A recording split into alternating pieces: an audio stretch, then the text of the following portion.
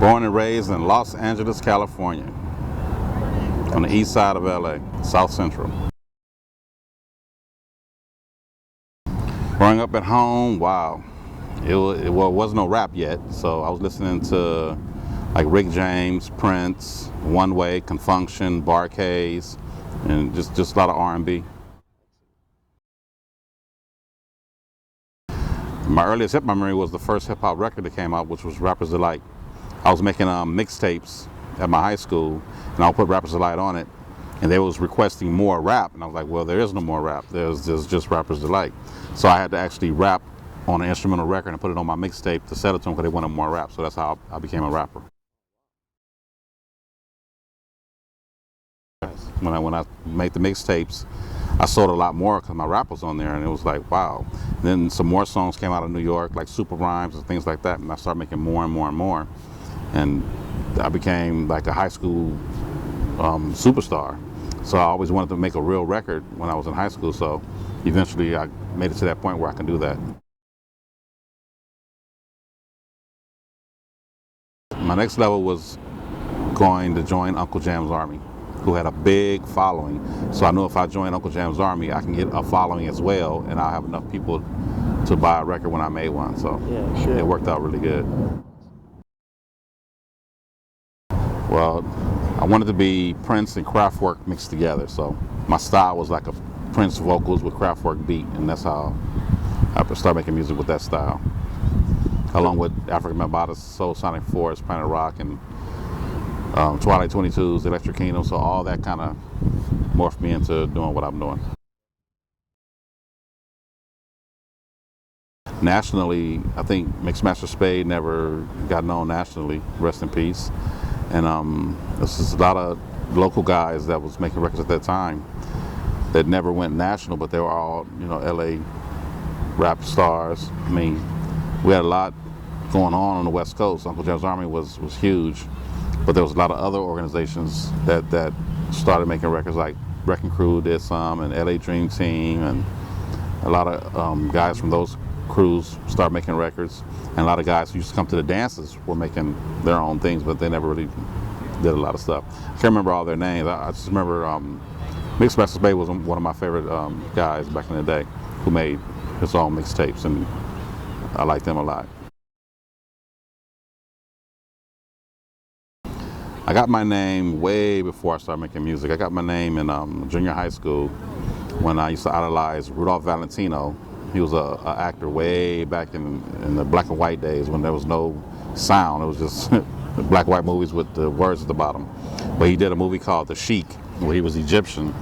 And I was like, oh, I like that. That's like cool, Rudolph Valentino. And then, of course, King Tut being a young king and owning his own thing. I said, that's what I want to be. I want to be like the Egyptian lover, like young and own my own record label and do my own thing and be that suave, debonair, you know, lover type guy like Rudolph Valentino in the movie The Sheik. So that's where the name came from, King Tut and Rudolph Valentino. They were the best DJ crew in LA, and I was trying to start my own crew, but I couldn't compete with them. So if you can't beat them, join them. And so one day, the main guy from Uncle Jamm's Army, Roger Clayton, rest in peace, he asked me to do a commercial with him for one of the dances and come do the DJ battle for the next DJ to join Uncle Jamm's Army. So I did the commercial, I did a little scratch on there, and it's like, wow, what's that? I was like, just cueing the record out loud. They call it scratching. So I heard on Grandmaster Flash's album that they were doing stuff like that. So I did it, and I kind of taught myself how to do different tricks on the turntables. And when I got to the Uncle Jamm Army first party that they had a DJ battle, I won, obviously, hands down, by doing a lot of tricks on the turntables. People stopped dancing and actually started watching me do tricks on the turntables. And I kind of became Uncle Jamm's Army main DJ ever since then. Ice-T was one of the main ones. He used to always run to the front, man, let me rap on the mic, let me rap on the mic. So I was say Ice-T was one of the main ones. I think it all started when I was in high school, making the mixtapes, just actually doing pause button mixtapes with a cassette deck. That made me a producer, like knowing what to when to pause button the music and when to put the next record on. It kind of made me learn how to be a producer that way. And the MCing, it just came natural because I was always a poet. So writing a rhyme came easy. And I just wrote the rhyme to the instrumental track and sung it. So I kind of was always the DJ and MC at that time. But learning how to do it on the turntables was a little different than pause button tapes. But it just came natural.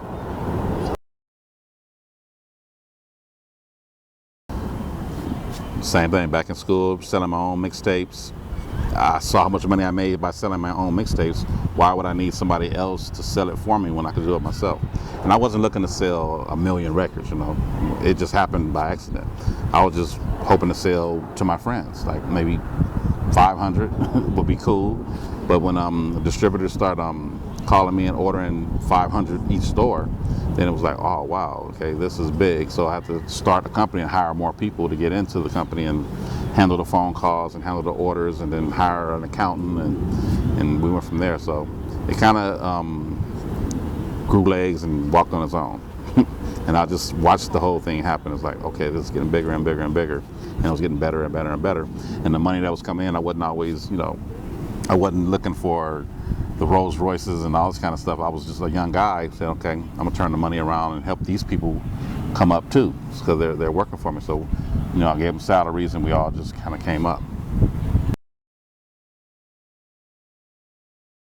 No, only selling tapes in high school was my only business. So just selling what the people want, and if you make good enough records, people want it and they'll buy it. So kind of like sold itself. Well, yeah, I did a lot of touring in the United States. I never went to Europe until 2006. So might have been 2004. I started going to Europe. Before that, I didn't ever go overseas. I only went West Coast, of course, down south many times. I just started going to actually New York in the last 10 years, and I've been pretty much everywhere else. Right now, Egyptian Lover's show is showing all my skills. So, like the song, what is a DJ if you can't scratch? What is an MC if you can't rap? What is a beat without a live clap? And I show them that I can do it all, baby, just like that. So I start out the show with me DJing, showing my skills on the turntables, which got me into Uncle Jamm's Army. Playing records backwards. I actually use records and not Serato and not CDs. I actually use vinyl records. So I play the record backwards and mix another record in forward and do tricks, you know, on the turntables, stuff that I did way back in Uncle Jamm's Army, and using the same exact vinyl I used in Uncle Jamm's Army. So it's like, it's normal for me. It's like it's a comfort zone. So I show the little tricks with the turntables, and then I actually play my records that I did with Uncle Jamm's Army, like Dollar Freak and Yes Yes Yes, and I perform those live on the mic.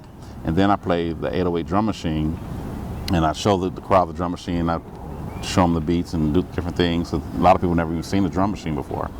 And then I perform live to the drum machine, and then I go into more of my records, like my hits, like Egypt, and I perform them, and I do my old school dance steps with my hype man, Jamie JUPITOR, and we do our dance steps on the stage, and we put on a really high energy, exciting show.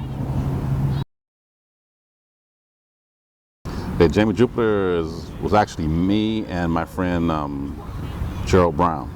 We went to the studio and we just started messing around, and we did half the record, and then he joined the military and he had to go, so he left and went to the military, and I actually finished it on my own, pressed it up, put out a cover, and sent him the record and said, wow, this is your record.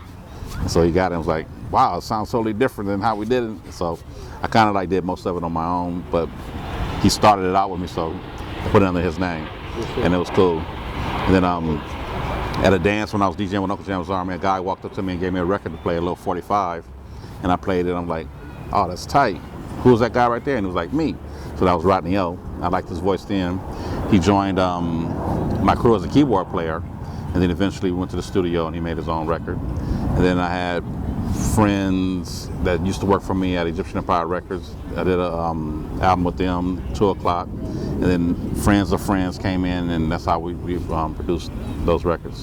So it was all about who you knew, not actually the talent. We were discovering talent, but just actually who you knew and say, this guy is good, let's do a record, and I just tried out a lot of different records.